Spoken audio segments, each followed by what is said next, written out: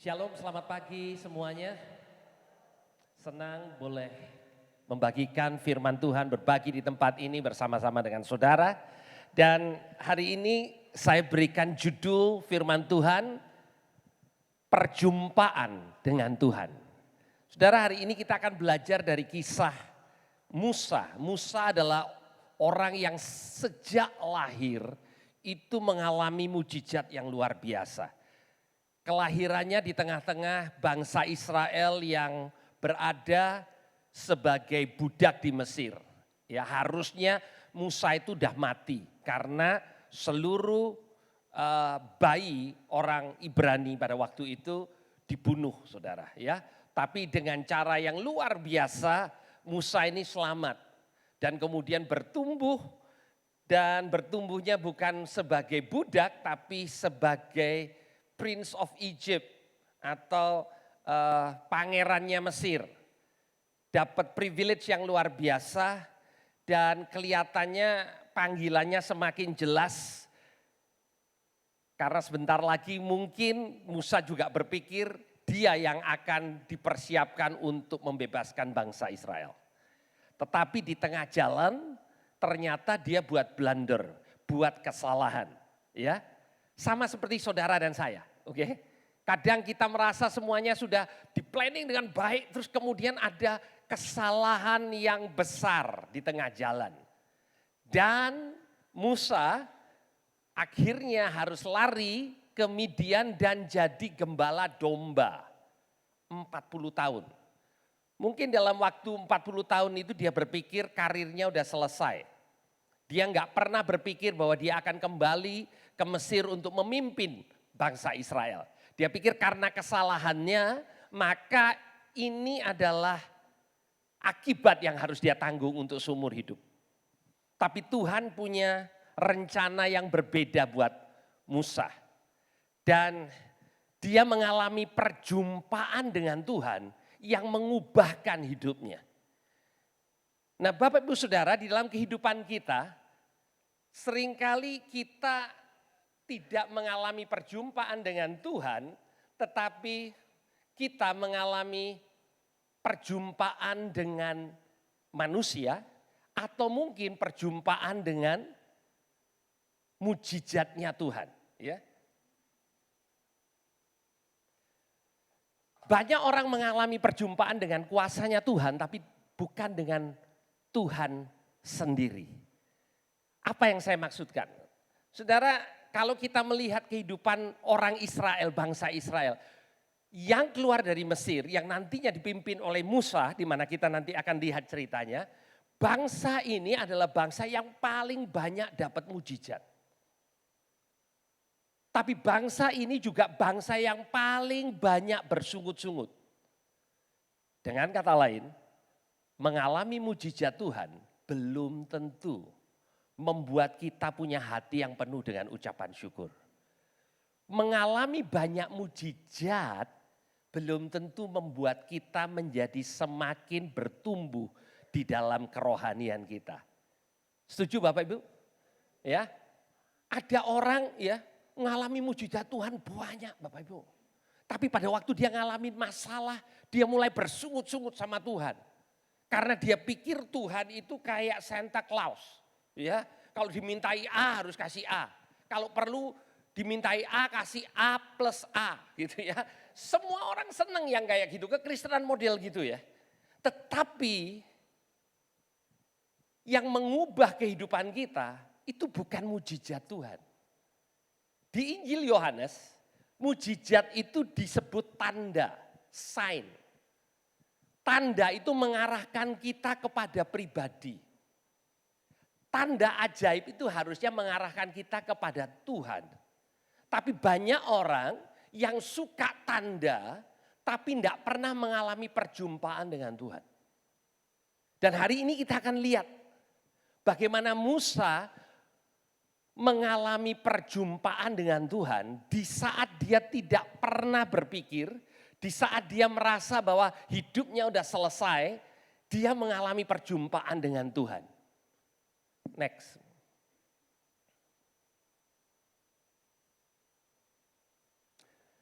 Saya akan bacakan di Keluaran pasal yang ketiga, dikatakan adapun Musa ia biasa menggembalakan kambing domba Yitro, mertuanya imam di Midian.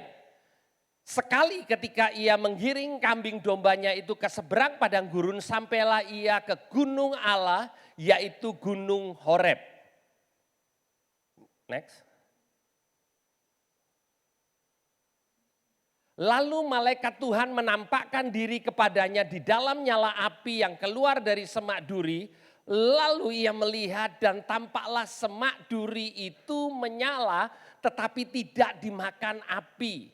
Maka Musa berkata, baiklah aku menyimpang ke sana untuk memeriksa penglihatan yang hebat itu, mengapa tidak terbakar semak duri itu. Nah, untuk gembala domba yang menggembalakan di padang yang kering. Hanya ada semak yang terbakar itu penglihatan hari-hari. Ya, kalau kita tinggal di tempat tertentu yang kering, banyak terjadi kebakaran. Kebakaran hutan gitu ya, kayak di Kalimantan gitu ya. Itu ada kebakaran hutan. Kenapa? Karena tanahnya kering. Jadi untuk Musa melihat ada semak kebakaran itu bukan sesuatu yang luar biasa. Tapi kali ini yang luar biasa adalah semak itu nyala tapi enggak dimakan api. Di ayat berikutnya, di ayat yang keempat dikatakan, ketika dilihat Tuhan bahwa Musa menyimpang untuk memeriksanya, berserulah Allah dari tengah-tengah semak duri itu kepadanya. Musa, Musa. Dan ia menjawab, ya Allah. Lalu ia berfirman, jangan datang dekat. Tanggalkanlah kasutmu dari kakimu, sebab tempat di mana engkau berdiri itu adalah tanah yang kudus. Selanjutnya, lagi ia berfirman, akulah Allah ayahmu, Allah Abraham, Allah Ishak dan Allah Yakub. Lalu Musa menutupi mukanya sebab ia takut memandang Allah. Saudara, perjumpaan dengan Tuhan dimulai ketika kita memberikan perhatian kepada Tuhan. Dikatakan di ayat yang ketiga, maka baiklah aku menyimpang ke sana untuk memeriksa penglihatan yang hebat itu. Seringkali dalam hidup kita terlalu sibuk untuk melakukan banyak hal. Dan mungkin itu hal yang baik. Pelayanan baik enggak? Baik, ya. Kita melakukan banyak hal sehingga pada waktu Tuhan mau berbicara kepada kita, kita sibuk melakukan perkara yang lain. Perjumpaan dengan Tuhan dalam kehidupan Musa dimulai pada waktu dia melihat satu hal dan dia menyimpang untuk memeriksanya. Setiap kita perlu perjumpaan dengan Tuhan. Setiap kita. Kalau kita datang bersama-sama seperti ini, yang jelas kita berjumpa dengan teman-teman, tidak ada yang salah dengan itu. Ya, kita berjumpa dengan orang yang kita senang untuk ketemu. Bahkan kita bisa berjumpa dengan kuasa Tuhan. Pertanyaannya adalah begini, kapan yang terakhir di dalam hidup kita bisa katakan, saya mengalami perjumpaan dengan Tuhan. Perjumpaan dengan Tuhan seperti apa sih Pak? Pengalaman di mana hidup kita diubahkan oleh Tuhan. Tadi saya katakan, ngalami mujizat belum tentu hidup kita berubah Bapak Ibu. Ngalami kebaikan Tuhan belum tentu mengubah hidup kita. Tetapi perjumpaan dengan Tuhan selalu mengubah hidup kita. Dan kita akan melihat bagaimana kehidupan Musa diubahkan. Next.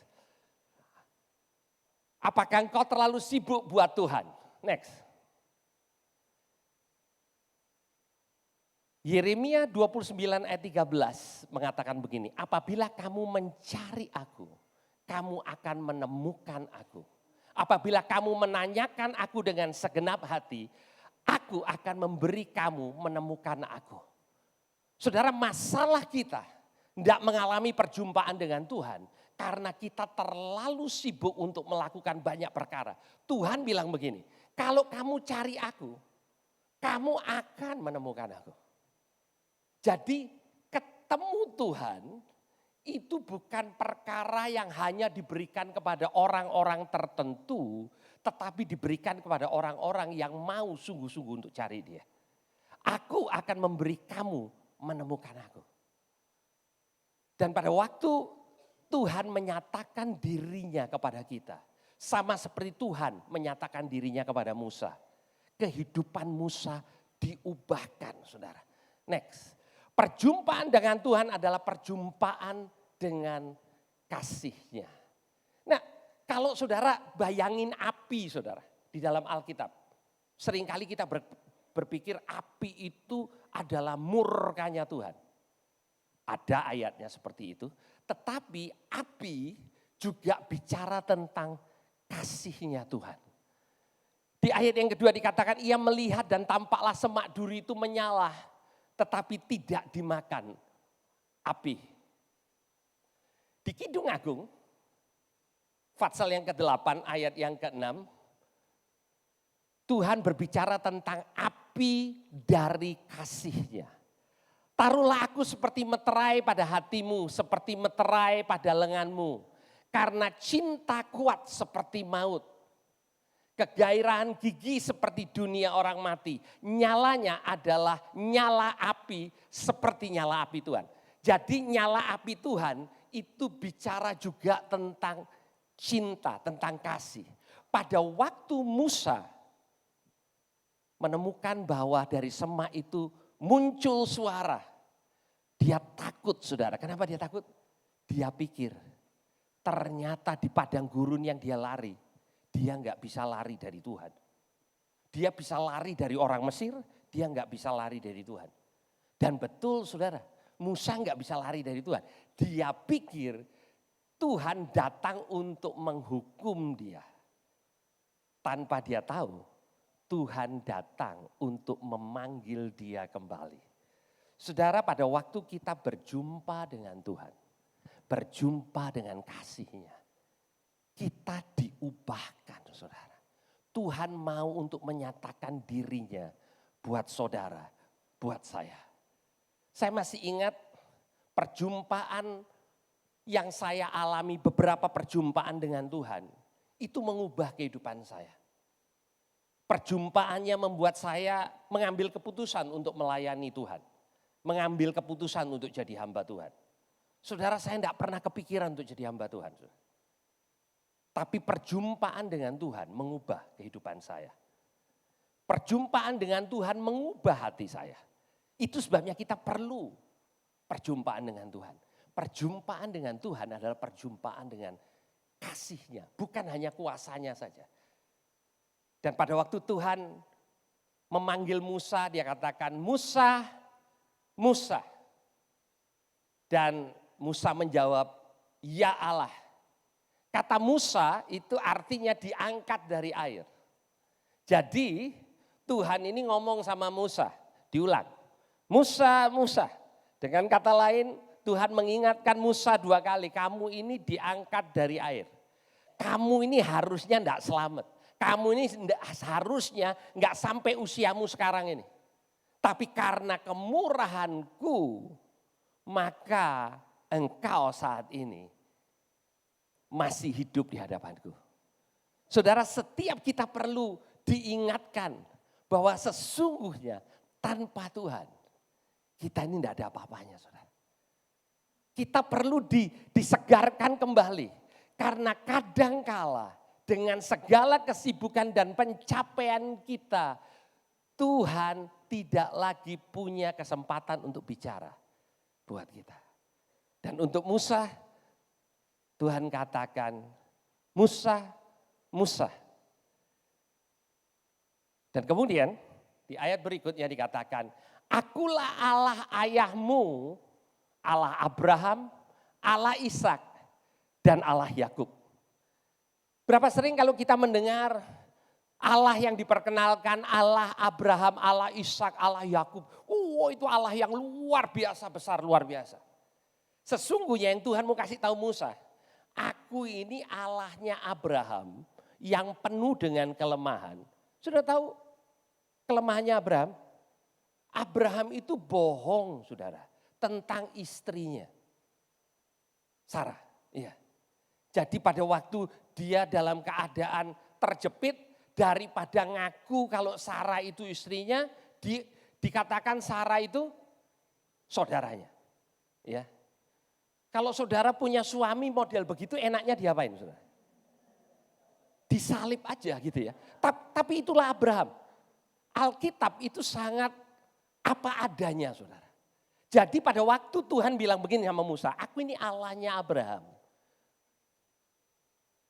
Tuhan sedang katakan kepada Musa, aku ini Allah dari bapakmu yang penuh dengan kelemahan. Allahnya Ishak, Allahnya Yakub. Yakub ini tukang tipu saudara. Kemana-mana nipu. Jadi dengan kata lain, Tuhan ini bilang sama Musa, Musa, aku ini Allah dari nenek moyangmu yang penuh dengan kelemahan. Aku datang kepada engkau dan aku tahu engkau penuh dengan kelemahan. Tuhan memilih kita bukan karena Tuhan itu pakai checklist semuanya, oh dapat ya ini bagus, ini bagus. Enggak saudara. Kalau berdasarkan checklistnya Tuhan, kita semua ini enggak masuk hitungannya Tuhan.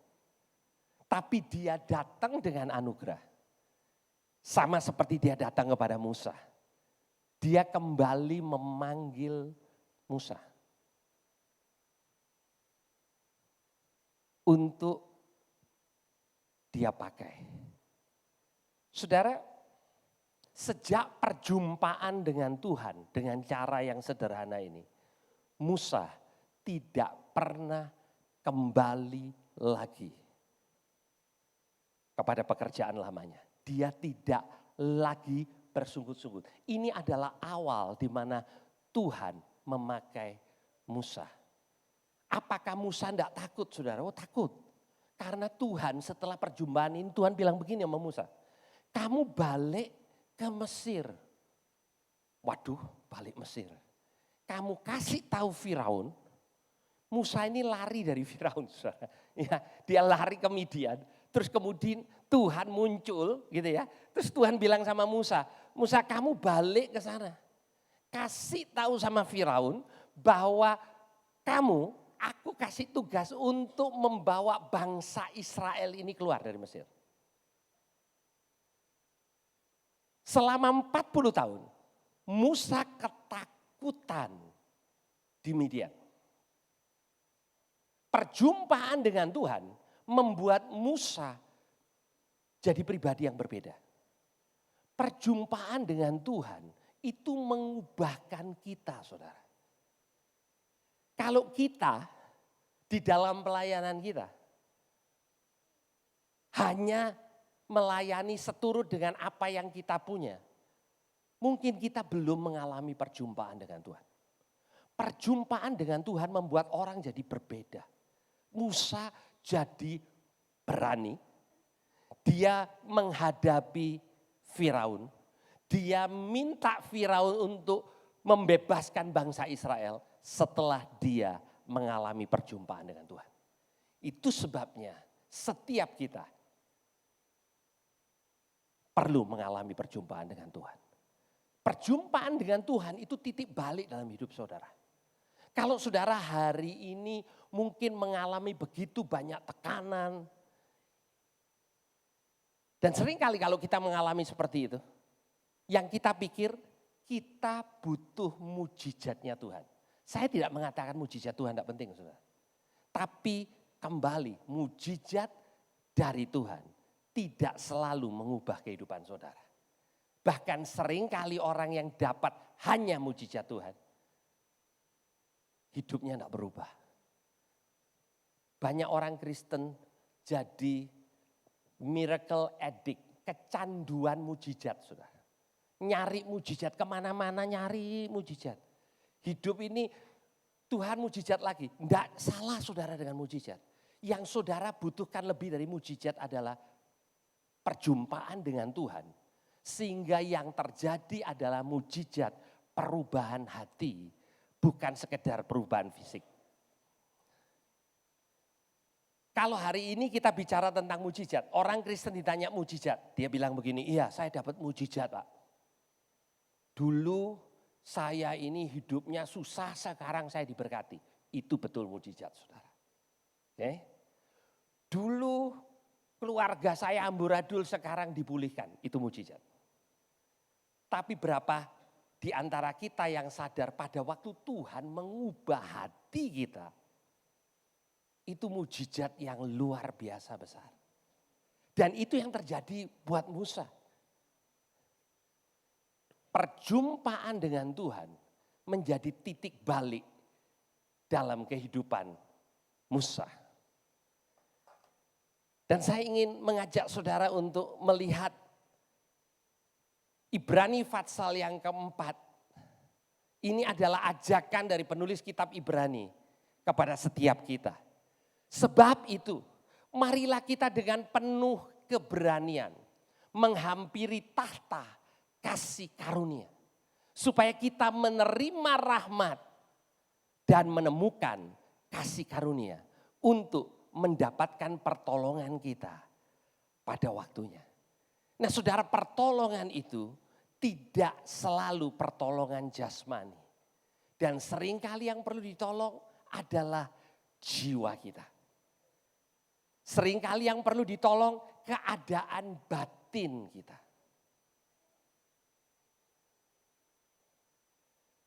Saya bertemu dengan seorang teman. Dia pengusaha restoran, saudara. Ya, dia pengusaha restoran di Filipina. Dia lari dari negara tertentu, restricted country, dari negara yang penuh dengan aniaya, akhirnya dia lari ke Filipina. Dan dia mengalami mujizat Tuhan. Ini mujizat yang pertama. Dia dipercaya orang untuk buka restoran terus dibiayai. Mujizat saudara. Orang yang ngajak dia partneran adalah anak Tuhan. Akhirnya orang ini jadi anak Tuhan, saudara. Ya. Dan bisnis restorannya berkembang dari 1, dia punya 2, dia punya 3. Kemudian pada waktu bisnisnya sedang bagus-bagusnya, dia merasa Tuhan memanggil dia untuk kembali ke negaranya. Ke negara yang restricted, yang di mana Injil tidak boleh diberitakan. Dan dia memutuskan untuk menjadi misionaris, kembali ke negaranya. Tahun yang lalu pada waktu saya ke Filipina, saya berbincang-bincang dengan teman saya ini. Dan dia katakan dia merintis gereja di 26 kota di bangsa itu. Tahun ini pada waktu saya kembali ke Filipina, saya tanya sama teman-teman, mana orangnya? Oh tahun ini dia nggak bisa kembali karena dia tertangkap dan dia dipenjara. Oke. Saudara, mujizat yang pertama itu dia ketemu partner, saudara. Dan karena partnernya mempercayai dia punya restoran. Itu betul mujizat dari Tuhan. Dia akhirnya jadi anak Tuhan. Itu betul mujizat dari Tuhan. Tapi mujizat yang berikutnya adalah mengubah hatinya. Dengan dia punya banyak ini, Tuhan bicara balik ke negaramu. Dan dia tahu, kalau dia tertangkap, dia bisa masuk penjara atau bahkan bisa dihukum mati. Di negara itu sampai hari ini masih ada eksekusi di tengah kota. Oke. Dan hari ini dia ada di sana, di dalam penjara, dan kita semua nggak tahu apakah dia akan bebas, apakah dia akan kembali lagi bisa melakukan apa yang dulu dia lakukan, atau ini akhir daripada hidupnya. Nah, seringkali kita berpikir, kalau yang itu bukan mujizat Pak. Kalau yang itu Kenapa Tuhan tidak tolong ya? Ya, bisa nggak saudara Tuhan tolong sehingga dia tidak ketangkep saudara? Bisa. Tapi kadang Tuhan izinkan anak-anaknya mengalami hal seperti itu. Mujizat yang terbesar adalah buat orang yang mestinya bisa hidup nyaman. Setelah mengalami perjumpaan dengan Tuhan, dia berubah hidupnya. Dan dia katakan, mengikut Yesus keputusanku. Ada amin saudara. Pada waktu Tuhan Yesus melakukan banyak mujizat. Banyak yang ikut Yesus saudara. Saudara, pada waktu Tuhan Yesus membuat mujizat 5 roti, 2 ikan, kasih makan 5.000 orang. 5.000 orang laki-laki, kira-kira perempuannya sekitar 5.000, kalau sama anak-anak mungkin 20.000. Pada zaman itu enggak pakai sosial media, enggak pakai woro-woro saudara, ada 20.000 orang kumpul. Itu karena banyak yang ngefans sama Tuhan Yesus. Benar enggak saudara? Tuhan Yesus tuh fansnya banyak loh saudara. Siapa yang enggak suka ikut Yesus?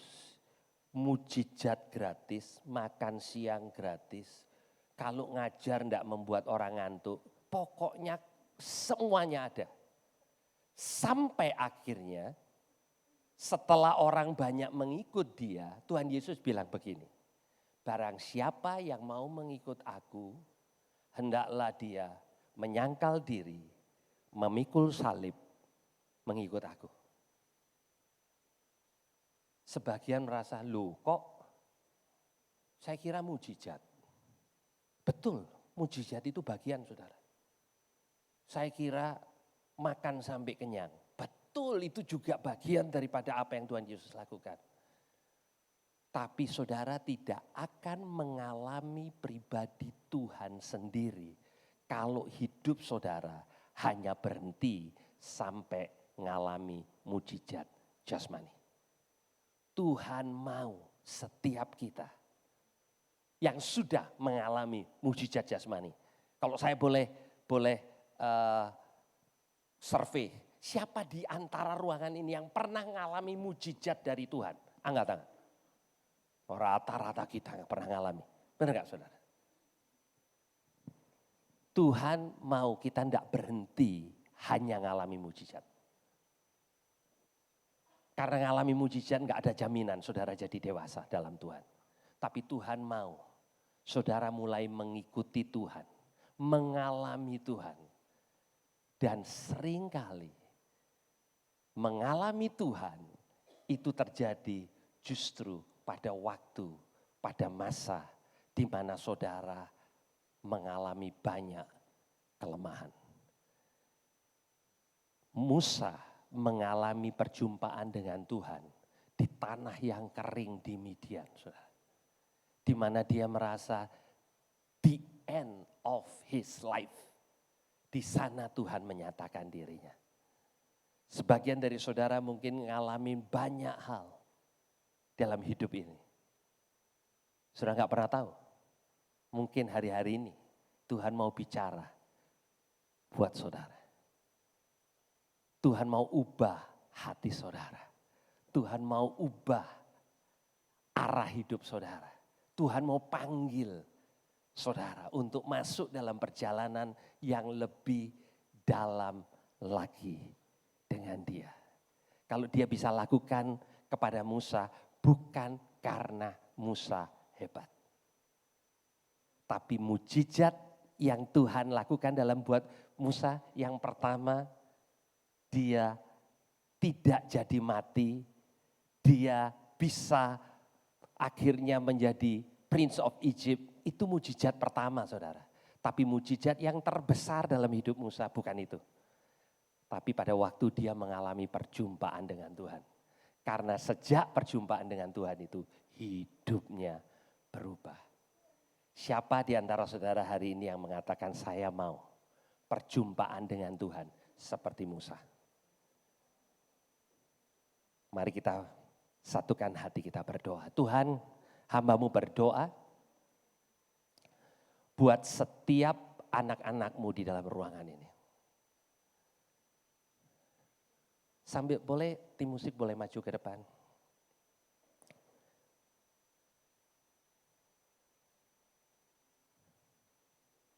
Dengan kekuatan kami, seringkali kami gagal. Saudara, Musa berusaha untuk melayani bangsa Israel, dia gagal karena dia merasa dia bisa. Tapi Tuhan bawa dia ke padang gurun Midian. Di sana Tuhan mulai berurusan dengan hatinya. Pada waktu dia merasa dia tidak sanggup lagi, Tuhan mengatakan, sekarang aku bisa pakai kamu.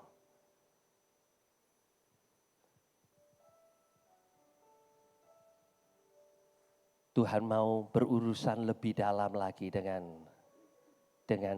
setiap kita. Ada firman Tuhan untuk ibu yang di baris kedua pakai baju putih. Boleh berdiri aja di tempat. Iya, betul. Ya. Nggak nakuti kok, Tuhan itu baik, Bu. Dan Tuhan katakan, engkau seperti ada di persimpangan jalan. Dan Tuhan katakan, anakku jangan takut. Sama seperti engkau sudah melihat kesetiaanku di waktu-waktu yang lalu. Aku adalah Allah yang setia. Aku tidak meninggalkan engkau. Aku tidak akan membiarkan engkau. Ada waktu di mana engkau bahkan berseru, Tuhan, sampai kapan? Tapi Tuhan katakan, anugerahku cukup buat engkau. Justru di dalam kelemahanmu, kuasaku jadi sempurna. Dan aku akan membangun reruntuhan yang ada.